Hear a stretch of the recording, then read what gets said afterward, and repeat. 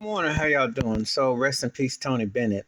Um, and I go back with the man musically. The thing was, as a little boy back in the day in Buffalo, New York, when I was a kid, my grandparents used to deal with this Italian car dealership named Tinny Cadillac. And actually, I saw that Tinny was mafia related. It's a funny story about all that. And anyway, um, my grandparents used to get a 8 track yearly and Italian based artistry. Just like that's how I came acquainted with Henry Mancini, the Pink Panther, and all that. Well, Tony Bennett's music played, and I Left My Heart in San Francisco is one of the songs. Shadow of Your Smile, Put on a Happy Face, and of course, Something in the Way She Moves Me. Because before I was a young boy, and so I didn't know that the Beatles had wrote that and performed it. George Harrison had wrote it. So hearing it from Tony Bennett, that was my first, you know, obviously I had listened for once in my life, Stevie Wonder and his version, but he was a crooner. He was an activist. He marched with Dr. King, Selma, was did movies, performances.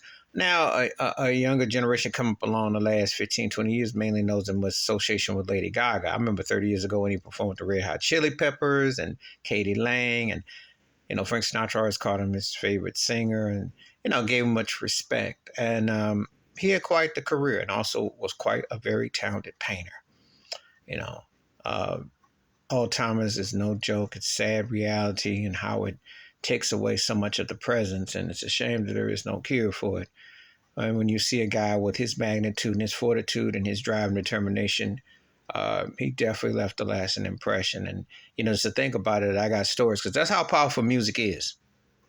For better, for worse, or however you look at it, where you can go back into your childhood, your middlehood, your adulthood, younger you, middle age, and so on and so forth. And you got stories to remember of artists and their impact. So, thoughts and prayers are with his family right now. And he was one of the best to do what he did as a crooner and definitely left an impression on words and music.